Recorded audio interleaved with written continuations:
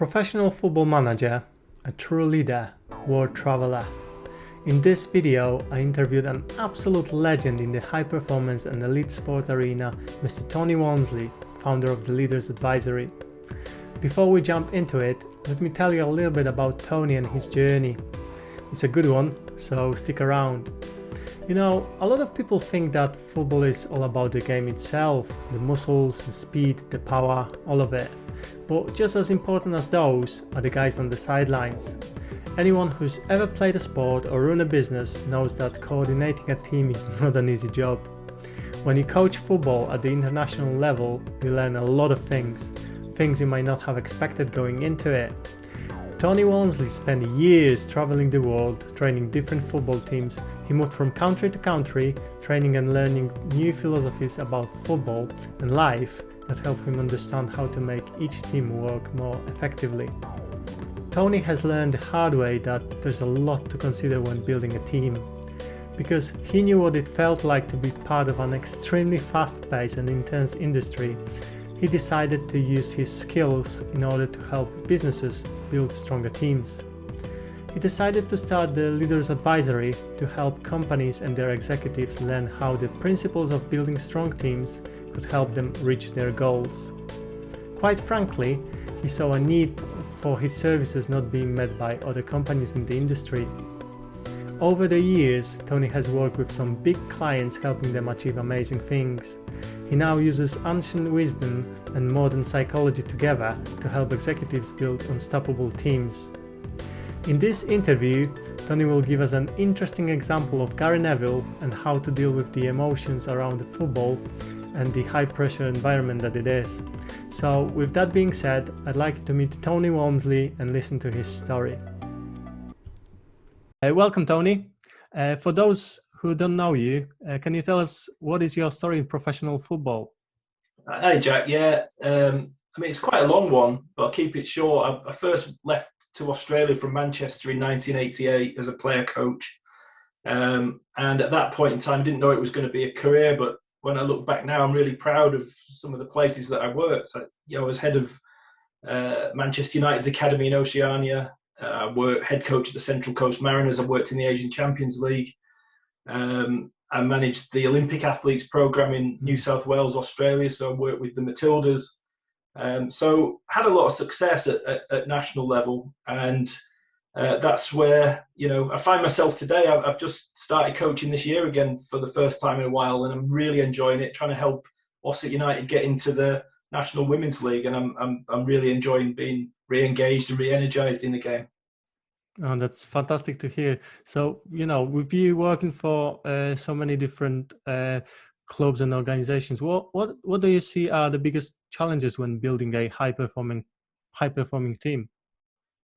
This tends to be two things that are always embedded challenges, and I suppose different in football. In football that everybody who's coming into the team is a footballer, so they've got football competence. So, it's pretty straightforward.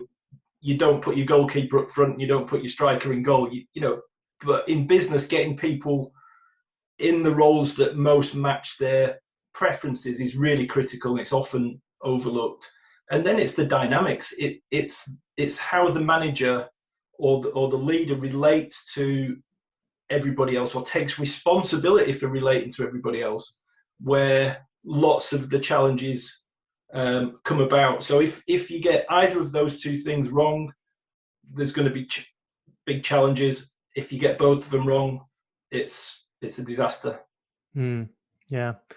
Yeah, exactly. And having been a football manager for so long, I'm sure you watching games in a different way than any other viewer. So you can probably recognize when watching a game that something isn't right.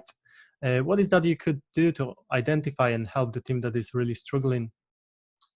Look, it's difficult because I think when we watch a game from a distance, we watch it detached from the emotion. So even if you're a fan, you're emotionally attached to it, so your judgment gets clouded a little bit.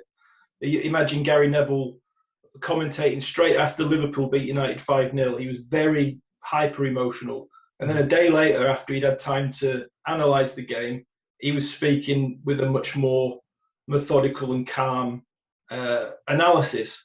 So it's being able to emotionally detach from the situation is very helpful. But you've got to know yourself well enough first in order to be able to do that. Otherwise, we just make judgments based on what we observe. So we see the team playing well or not playing well, or the player playing well or not playing well. I don't think that's close enough to know what's going on to be making too many assumptions about what needs to happen to change, because there's so much going on for each individual. You know, what are they thinking? How are they feeling? What do they want? What are they afraid of? There's lots of stuff going on that we need to get close to. Yeah. Yeah. So, okay. So let's take this game scenario. Imagine you manage the team and it's 3-0 down at halftime. What will you say to players to go out there and win the game? I've managed a few teams that have been 3-0 down at halftime. That's the first thing. I'm 3-0 up. I did a talk last week where we used a video of a team that were 3-0 up and we conceded an equaliser in injury time. And again, you know, context is everything. Depending on the playing, you know, normally if you're 3-0 down, there's a sense of there's actually nothing to lose theoretically.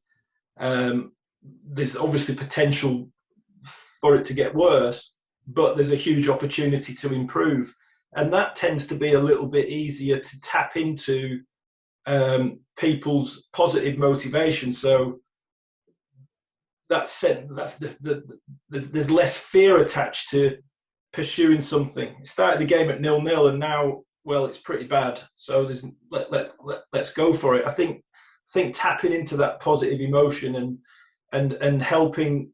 You want to come off at the end of the game feeling better than you do at halftime. When you're 3-0 down, it feels pretty grim, and it's less about can we win the game. It's more about let's end this game feeling a hell of a lot better than we do now, and that's about performance and being able to see, you know, what does that actually, in order to feel good after the game, what do I need to do in the second half as an individual to contribute to that? Right. Okay. And okay, so there's going to be a lot of people watching this who knows you or want to become managers and are inspired by your story. What is your advice for aspiring managers? The best advice I would give to anybody is get to know yourself really well. Mm-hmm. And it's a part that gets overlooked so often. We get taught on coaching courses about the game, about the tactics, about motivation, about, you know, I suppose the classic type of football or performance lingo that we hear about. But knowing yourself is, if you're going to influence other people, it has to come from the perspective of knowing yourself really well. Mm-hmm. Because when you know yourself really well, you know how complex you are, you know what drives you is different to what drives other people. And it helps you to make adjustments that you need to make when you're communicating with people. And when I've been successful, that's worked really well for me. And when I've had more challenging times, I haven't been close enough to the individuals to make the differences in those relationships that needed to be made. Okay. So do you think there are any simple tools that any one of us can use to be more self-aware? There are tools out there. You know, I've developed the Core Team Pro, which is exactly for that purpose. Mm-hmm. It's a self-determined approach to being the best that you can be, and it starts with identity. If we recognise that we're all unique individuals, and it's actually what makes us unique that gives us our greatest opportunity to fulfil our potential, then understanding where you're unique makes a difference. So I would say that it's a fairly untapped thing in sport. It's used quite broadly in business, but it's still quite a misunderstood practice. And I'm very keen to be helping people understanding themselves and their teams better using some form of psychometrics. Yeah, that's amazing. So I have a question for you. The leadership is a big word, but not many people know if that's something that people need to be born with or are leaders made. So is leadership something we can all learn? Yeah, it's absolutely something that can be learned. There are people who naturally present as leaders because they have got an appetite to lead. So they're wired to be uh, in charge of groups. They're driven to hit goals and reach targets. So they've got a natural propensity to lead. But it's only in certain situations where that leadership style is most appropriate, because sometimes those people can be counterintuitive in different situations. That they can over animate. They can dismiss or break relationships with people who are not wired the same way. I think what's important about leadership, again, it's back to the self-awareness piece. First is knowing what type of leader you are innately, understand the context that you're leading in, and then matching those two up in order to best apply those things together to guide the people that you're trying to influence in the way that you want them to go. It is complex, but it can be made simple using some of these tools that we talked about before.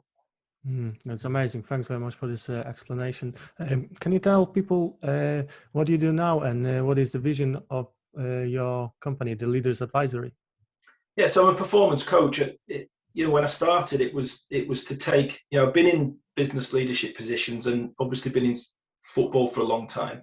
I brought the two things together to initially to help business leaders and businesses understand the dynamics of what's going on. People operate in a very complex, dynamic situation. I work in an operational environment, for example, where there's lots of moving parts and lots of people who need to work together in order to get the results that they want. So that's really complex. And often people will come into those environments challenged by the demand of the business, like a football manager, challenged to get results on a Saturday. And then the complexity starts. Then there's the interactions. Then there's the group dynamics.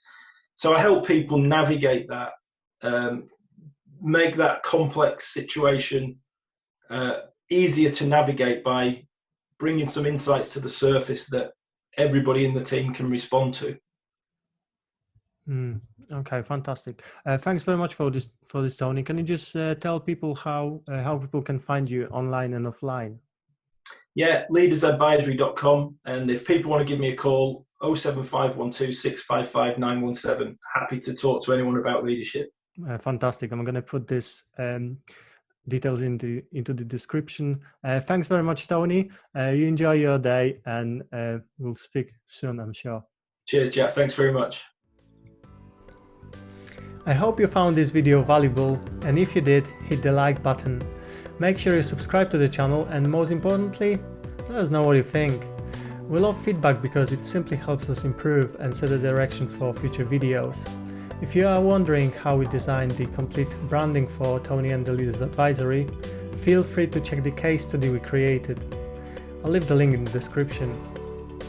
We're always open to taking on football projects, so if you know anyone who'd like to collaborate with us, get in touch. My name is Bies, Creative Director at JAX Branding. Thank you so much for watching, and I'll see you next time.